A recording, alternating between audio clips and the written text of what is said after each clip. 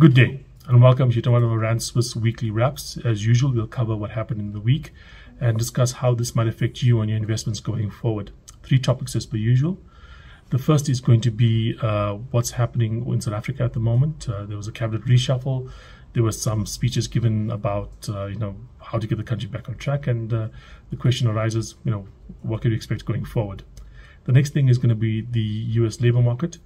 We're getting non-farm payrolls coming out soon. What's happening there and why this particular thing is really has me confused at the moment and what the issues involved are. And finally, we're going to talk about the big elephant in the room, which was Jerome Powell. He's the elephant, and he basically stopped it on all the grass this week, scaring the market, scaring investors, and caused quite a bit of fluctuation in both stock prices and currencies globally. And that's going to be a deep dive of the week. So starting off with our cabinet reshuffle. So we've got a couple of new ministers, electricity and monitoring of other ministers. So the long-awaited cabinet reshuffle in South Africa occurred. Remember, that was delayed because our president was too sick to do the reshuffle, but not sick enough to avoid an auction for some cattle, I think it was. And as expected, we were disappointed by what came through. If you look at, for instance, the kind of moves that were made. Firstly, electricity.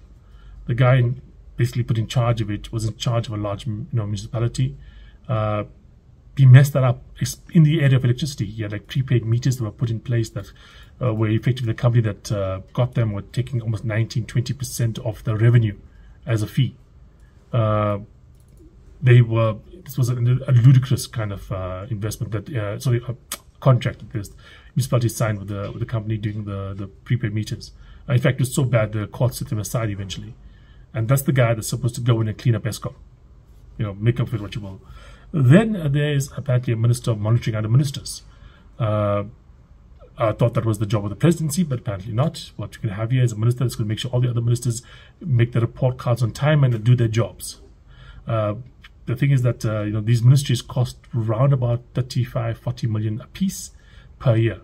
Because you've got to give the minister his salary, you've got to have his office, you've got to give him his protection, and all the perks of the ministries that come along with it. So we're talking about another, 70-80 million rands a year for these couple extra ministries coming through.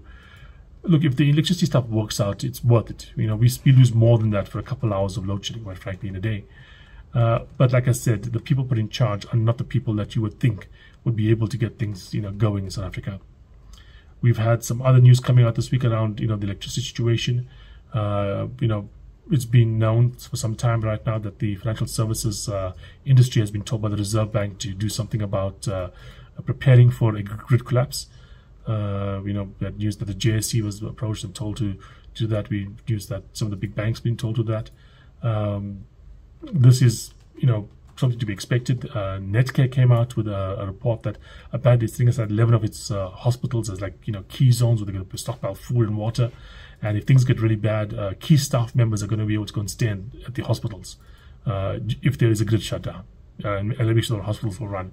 So if you do have a Netcare hospital near you, find out it's one of those key places and that's where you need to go in case there's an injury or an illness. If we ever do have a good shutdown and you need to actually use it. What this all comes down to is the fact that things are getting a bit more hectic in South Africa than even we've been used to for quite some time. And there needs to be a solution reasonably soon. Unfortunately, right now the government does not seem to have that solution in mind.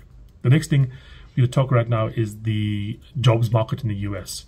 Non-farm payrolls out this week. This week is the last week, even though last week was the first Friday of the new month, and normally it comes up on the first Friday of the month, but apparently last month was too short, being in February, and just the way the calendar worked out for them to do it in time. So it's coming out this week. In terms of what is happening in the US job market at the moment, it's really confusing. Why? Well, there's a couple of things that are occurring that are unusual. Firstly, unemployment is at record lows, in mid 3%. The next thing is that workers are losing real wages. Why? Because their wage increases are not being commensurate with what the inflation rate is. So you have very few basically unemployed workers, yet they are not asking for wage increases to compensate them for high inflation. Why is this? What's making workers so scared? What is happening in this job market that's so unusual? Now, there's many theories about this, and I've thought about that for a bit as well. I can't give a a concrete conclusion, but yes, just a couple of ideas out there that might be, one of the reasons. Firstly, COVID killed a lot of people. Over 1 million people in the US. Most of those people were old. That means, a lot of the states were passing on money to their children, grandchildren, etc. It could very well be there's many millions of people that have got a lot of money coming through to them because of the COVID deaths that were caused by the pandemic. This could be one thing. The second thing is that, there's also that COVID money that's put out. So people had some extra savings and maybe they're living off that right now. They had more time away from the job and maybe had more time to think about life and everything else, and, have changed their priorities.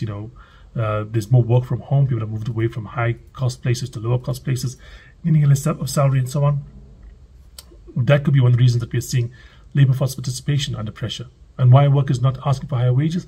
Well, the people that got these benefits, for instance, like dead relatives and whatnot, may not be the same people that are experiencing the pressures of having to pay for higher wages or higher costs for food and so on, because they are two different populations, and that population that's still required to go to work every day may not feel that they have as much power, as much money in reserve to basically protect them against a downturn. And with all the news right now in the world about recessions and so on, maybe they're scared to ask for a wage increase. I mean, there's layoffs in the tech sector, probably is making news in the US, and maybe people are thinking, I'm not working in the tech sector, but I don't really want to push my boss right now because there's Google's laying off 10,000 people, and Twitter laid off 75% of its workforce, blah blah blah. That could be a reason. There's also demographic changes. We are seeing, for instance, the baby boomers are coming to the end of their cycle. The baby boomers, for those that don't know, after World War II, obviously during a war, people aren't really thinking of having children. Fathers are usually overseas, and there's not many births occurring. If they do occur, that's another story. But you do find that after like a period of like uncertainty, like a war, you have an uptick in reproductivity, fertility.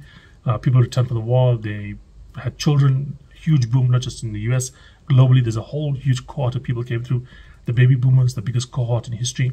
Well, those guys basically were born in the 1950s. It's 2002 now, 20 sorry right now, or 2023 sorry now, 2020s right now. So we're talking 70 years later. Those guys are retiring. They're getting out of the labor force. So that could be one of the reasons we're seeing this labor force participation rate falling, because the baby boomers getting older, people are retiring, that kind of stuff. So those are the kind of factors that could be in play here. Now, this is the question. What could change this? Well, if you have a 3.5% unemployment rate and you have inflation basically above the wage increases that these guys are receiving, at some point in time something has to change. Either the unemployment rate goes up and people stay scared and they keep on with this like losing real wages, or the unemployment rate stays about 3.5% and people realize, hey, I'm not going to lose my job. There's nobody else these guys can hire. If they fire me, I want a wage increase that not just gets me basically this year's inflation rate, but gets me this year's inflation rate and helps me make up for last year's and the years before's misses that I had. Get me back on track basically for where I was in 2018 and 19. If that does occur, that means inflation moves on from being a goods thing to being a wages thing, a services thing, much stickier, much more long term, and it's something that Jerome Powell really wants to avoid. And that brings us to the last, in-depth thing right now, which was Jerome Powell's speech to the U.S. Congress and the U.S. Senate this week. Jerome Powell, head of the U.S. Fed, was much more hawkish than had been anticipated by the market, basically saying, from his point of view, it's much more likely that he didn't do enough in terms of interest rate hikes than that he did too much. So that means that the Fed is still looking to hike if there's evidence coming through about that. There is enough evidence out there in the recent numbers that inflation is not falling as fast as been anticipated. We've had inflation out of the US coming at 6.4 last time around. They expected close to 6.2. It had fallen, but not as much as anticipated. European inflation, by the way, is really much higher than anticipated. We had France, Germany, Spain, the UK, all reporting higher than anticipated inflation rates. The one big surprise was China just came out with numbers. Then they had inflation at 1%. They expected 1.9%. So they're looking a bit better than the rest of the world. But inflation really is remaining, and it's sticky. And if we don't have inflation falling significantly in the next year or so, what's going to happen is these workers are eventually going to realize, hey, I'm not getting fired because there's nobody working out there. And I've lost, maybe 5-10% of my real wage versus where I was 4 or 5 years ago because of inflation. I need to basically make that up. And then they're going to ask for wage increases. Maybe they won't get the whole 5-10% differential, that one here, but they will get it over time because they have power. And once they start asking for these wage increases, like they say, they get used to asking for a 4 or 5% wage increase every year, or maybe if inflation's at 6%, then you got to do a couple more percent to that to get to the backtrack. There's 8% inflation in the wage market. Workers are not going to basically go back to say, oh, I've had 3 years of 8% increases, and next year I'm just going to go back to zero again because I've caught up and inflation's coming down. No. Wages become sticky, cost of living allowances become sticky, and then you do find that inflation becomes permanent when it was previously transitory. That's what the Fed wants to avoid, okay? And it has to be very aggressive to avoid that. If inflation is going to be high, unemployment is going to be low, the Fed's going to be raising more than anticipated, maybe 2-3 times from here. The high of inflation is going to, also interest rates are going to be higher than expected, and the duration might be longer than expected as well. And that is very, very bad for markets. So have a look at the speech from Jerome Powell and make your own conclusions, but we'll follow up on that again next week. Cheers.